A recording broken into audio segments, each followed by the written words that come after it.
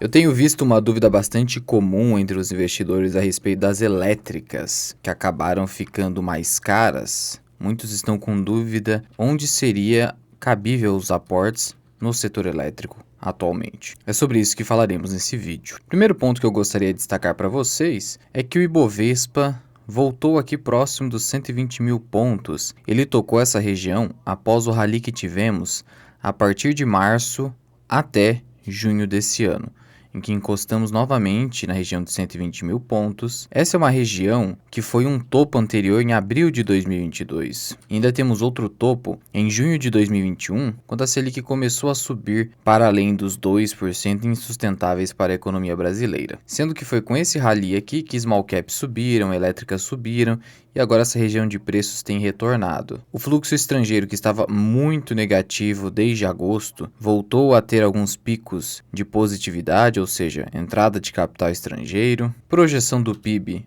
acabou ficando, segundo o último relatório Focus, em 2,89%, impulsionado pelo setor agrícola. Previsão do IPCA caiu um pouquinho, mas ainda está próximo aqui de 5%. Deve ser o IPCA de fechamento do ano de 2023, 5%. Acontece que, conforme a Selic vai caindo, o IPCA vai subindo. Há uma correlação aqui muito clara, uma correlação negativa. Teremos ali reunião do Copom na quarta-feira, super quarta, onde é praticamente unânime entre os investidores que a Selic cairá 0,5% e está o alerta para a necessidade de não acelerar a queda na Selic para além dos 0,5%, sob pena de perdermos a mão na inflação. Precisamos lembrar que o petróleo não para de subir, já há estimativas ali de que ele vai alcançar os $100 o barril, ele já alcançou aqui a região dos $90, então chegar a $100 não é tão difícil, e isso vai promover alta nos combustíveis brasileiros. Afinal de contas, nós precisamos importar combustível do exterior, e aí o preço praticado no exterior precisa ser praticado aqui internamente, por mais que a Petrobras tenha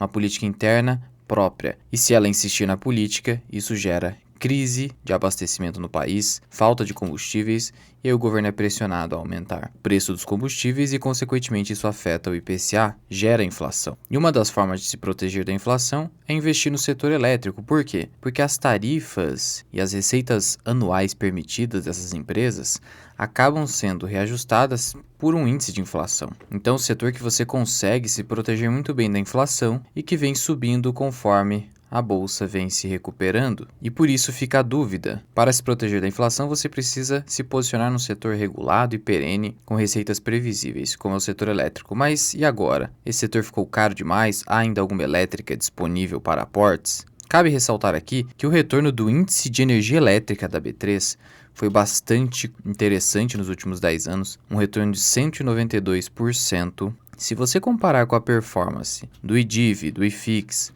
índice de small caps, Ibovespa, IPCA e CDI, você vai chegar à seguinte conclusão: que o IEE, o índice de energia elétrica, ultrapassou 200%, e aqui você teve CDI em 136%, IPCA 79%, Ibovespa 110%, small cap 63%, e IFIX 132, além do IDIV 127, IFIX ultrapassando o IDIV, então eles estão numa disputa ali acirrada. De qualquer forma, o índice de energia elétrica deixou todos para trás, tendo a performance superior, inclusive, à performance do índice IMAB, que também performou 200%, ou seja, o índice de energia elétrica nos últimos 10 anos se demonstrou como uma proteção à inflação e superação de qualquer índice de mercado ou de inflação ou da renda fixa. Portanto, investir em empresas de valor funciona sim, porque muita gente diz que investir em elétricas é algo conservador demais, que você não tem potencial de crescimento. Isso não importa. Mesmo que a empresa não cresça tanto quanto se gostaria, o importante é o retorno obtido com o investimento. No final das contas, o que queremos é proteção à inflação, fazer o nosso dinheiro crescer acima da inflação e obter um retorno que consiga superar o mercado. No caso aqui,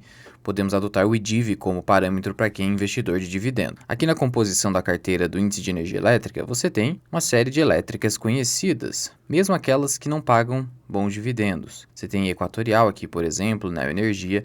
Então pega aqui uma série de elétricas. E aqui nas estatísticas históricas, o que nós podemos extrair? Se colocarmos aqui variação anual, chegamos aqui à variação anual em que você teve períodos de performance negativa, por exemplo, 2012, 2013, 2021, você teve 2008. E aí o que eu fiz? Eu lancei todos esses dados aqui históricos para tirar uma média aritmética de retorno anual. Vamos fazer isso. igual à média de todos esses dados, inclusive os negativos. Chegamos então à média anual de rentabilidade do IEE de quase 16%. Uma meta que eu tenho como investidor no geral é conseguir 15% ao ano, só de se investir no IEE, mesmo não tendo empresas de dividendos na sua composição. Isso já foi suficiente para obter uma taxa de rentabilidade muito interessante. E aqui eu peguei dados históricos desde 2004, então há aqui um conjunto de dados relevante. E como encontrar aqui as elétricas para nós verificarmos se ainda há alguma elétrica boa para se investir? Lembrando que mesmo que nós estamos acumulando alta em 2023 e 2022, isso não significa que sucederá um ano negativo. Veja o que aconteceu entre os anos de 2016 a 2020, apenas anos positivos. Só aconteceu essa sucessão de alta para queda aqui entre os anos de 2015 e 2012. E aqui atrás teve de novo várias altas com uma sucessão de queda. Então não há nenhum padrão aqui, porque senão você poderia pensar, não vou investir em elétricas agora, porque já teve aqui 2 anos de alta, vou aguardar uma queda, uma correção. Cuidado com esse pensamento, que ele pode fazer com que você não fique no mercado ou perca oportunidades. De qualquer forma, você pode vir aqui no Investidor 10, buscar aqui empresas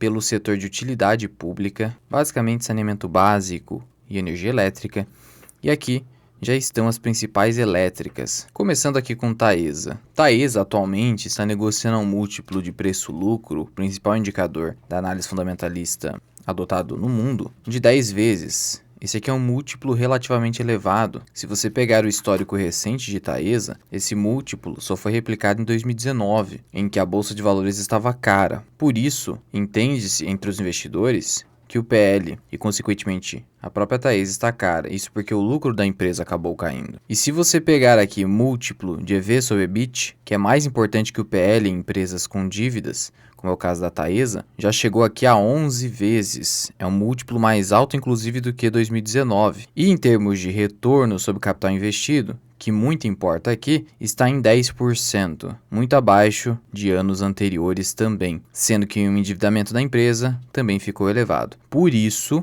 Taesa não está no melhor dos momentos da empresa, e é por isso que o mercado tem batido no papel, resultados fracos e múltiplos ruins no momento. Além de tudo, segue ainda um certo temor do mercado quanto ao vencimento das duas principais concessões da Taesa, Novatrans e TSN, que vencerão em dezembro de 2030, fazendo com que a Taesa perca uma RAP superior a R$1 bilhão. E ela precisa, de alguma forma, conseguir novos investimentos nesse sentido, e é muito difícil ela conseguir investir estando com um endividamento tão alto assim que supera 4 vezes seu EBITDA. Inclusive, eu tenho como critério pessoal de investimento não admitir um endividamento que supere 5 vezes o EBITDA. Portanto, com Taesa, o momento é de cautela nos aportes. Até seria cabível algum aporte? Até seria, mas muita cautela, principalmente porque esse retorno sobre o capital investido está muito abaixo da média de Taesa. Inclusive, se pegar um histórico aqui bem superior, sendo que esse ROIC aqui, ele não é real também,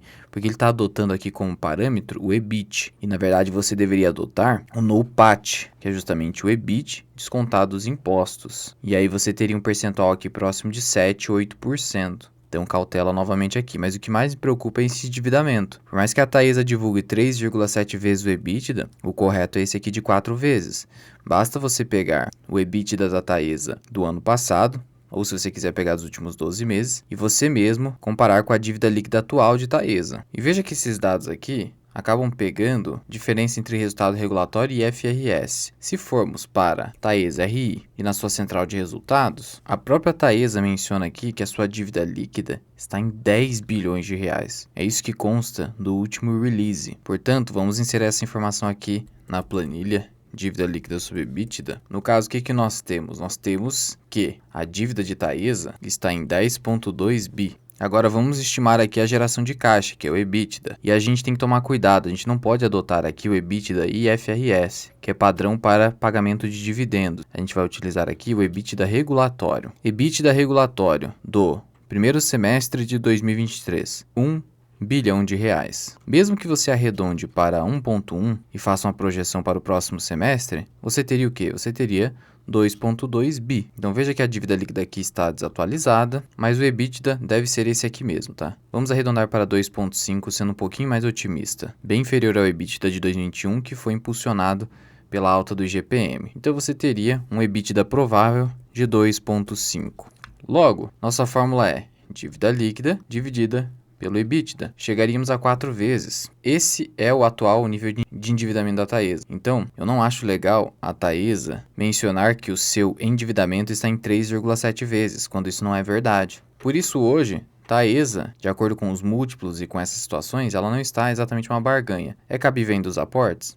Pode até ser, mas muito pouco. De qualquer forma, há outras opções hoje aí no mercado que estejam mais interessantes. E uma delas é a própria Transmissão Paulista. Eu tenho preço teto nela em R$ 25,00 e a empresa está negociando ainda abaixo do valor patrimonial, o que desanima os investidores é uma retenção temporária de dividendos, com PL de 6,67. Esse PL é um PL mais baixo do que 2019, mas é mais alto do que os anos de 2020 e 2021. Já a nível de indicador preço ao valor patrimonial é o mais baixo de todos, então isso aqui é positivo. Indicador de endividamento está bem mais controlado que o da Taesa. E indicador de rentabilidade, ROIC, está um pouco melhor do que o da Taesa. Então hoje, a Transição Paulista seria uma empresa que está num preço mais interessante, num momento melhor de aportar. Até porque, recentemente, ela se sagrou vencedora do lote 1 do leilão de transmissão 1 de 2023, denotando que ela ainda vai crescer cada vez mais.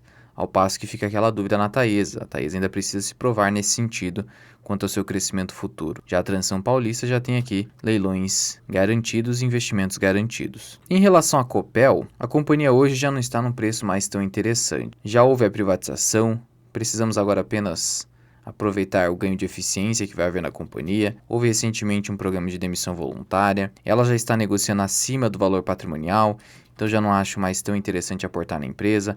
Ela seria uma empresa que eu pararia de aportar. Até porque houve uma pequena queda do seu ROIC, então é importante agora simplesmente manter as alocações já realizadas. Você tem a CEMIG, por outro lado, outra distribuidora, assim como a Copel, e a CEMIG, sim, ficou barata, dividend yield elevado, está negociando acima do valor patrimonial, mas a CEMIG costuma negociar nesses patamares de preços. Veja que o PVP da CEMIG fica acima de 1, indicador preço-lucro está bem mais baixo do que 2019, EV sobre EBIT também está controlado, o ROIC da empresa está bem elevado, isso é muito positivo, e a dívida está controlada. No CEMIG hoje seria um caso interessante para eventuais aportes no segmento de distribuição. Já no segmento de geração, você tem a AS Brasil, dividendo zero, PL nas alturas, porque o lucro está muito baixo, endividamento elevado, então ponto de atenção com a AS Brasil. O que ainda salva a AS Brasil é que ela já tem muito EBITDA contratado, então isso acaba promovendo uma certa segurança de desalavancagem futura, mas dividendos devem demorar a acontecer. Por outro lado, você tem a Auren Energia, que sim,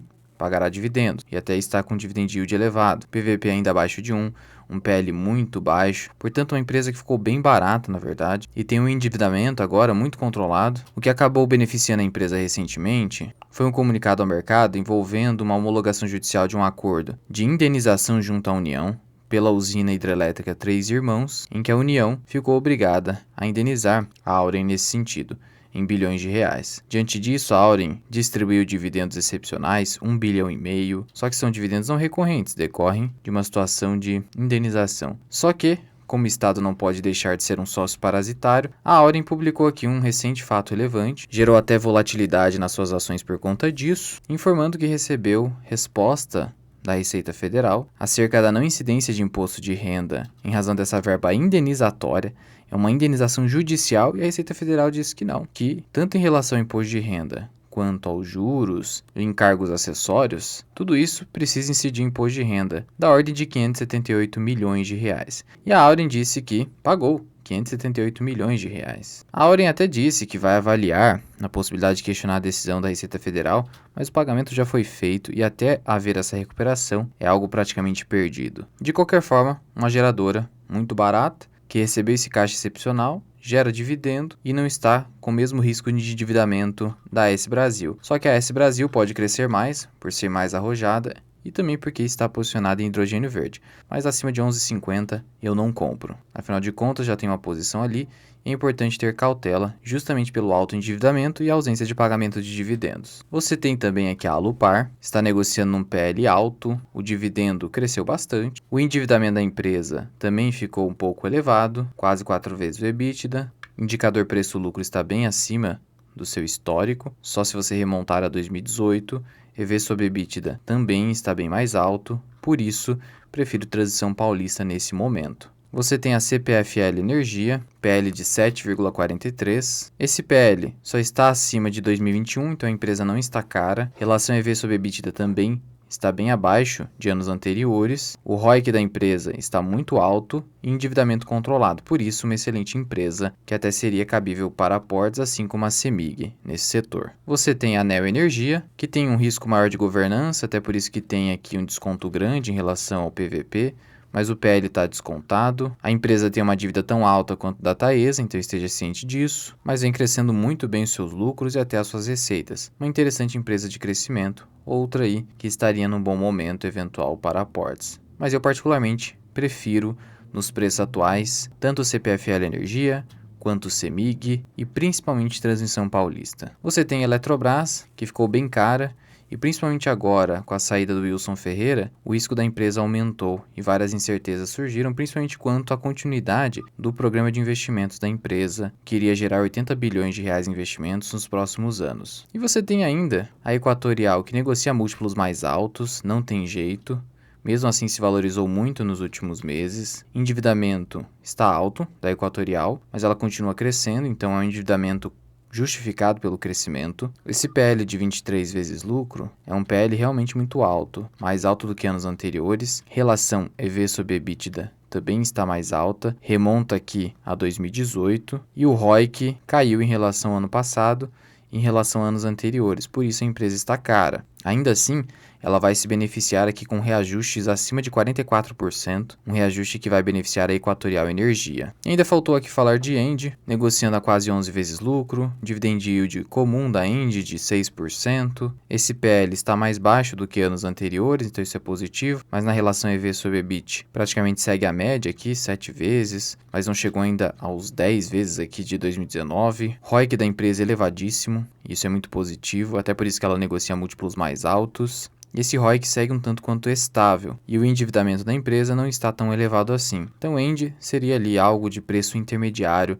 nessas cotações atuais. Em resumo, o que nós temos hoje de empresas mais baratas para aportes? Transmissão Paulista, CEMIG, Auren, CPFL Energia, Neo Energia e na sequência a Engie como um preço ali intermediário. Não é recomendação. E se você quiser aprender mais sobre investimentos, considere se tornar membro do canal associado Mirai. Você clica em Seja Membro, adiciona o nível 2 e tem acesso a aulas exclusivas. Nessa playlist, Membros Associado Mirai, 83 vídeos acumulados. Alternativamente, você pode contratar os meus serviços de consultor de investimentos. Só analista CNPI 3707, posso montar a sua carteira do absoluto zero ou analisar o seu portfólio já existente por escrito ou via consulta individual comigo por Google Meet que dura pelo menos 1 hora. Para me contatar, basta enviar uma mensagem via WhatsApp, que deixo aqui na descrição e no primeiro comentário fixado. Mas já vai deixando aqui nos comentários, na sua visão, o índice de energia elétrica tende a continuar performando bem para os próximos anos? Muito obrigado por ter ficado comigo até aqui, eu sou o Luan, esse que é o canal Mirai Investing. Até o próximo vídeo, fui!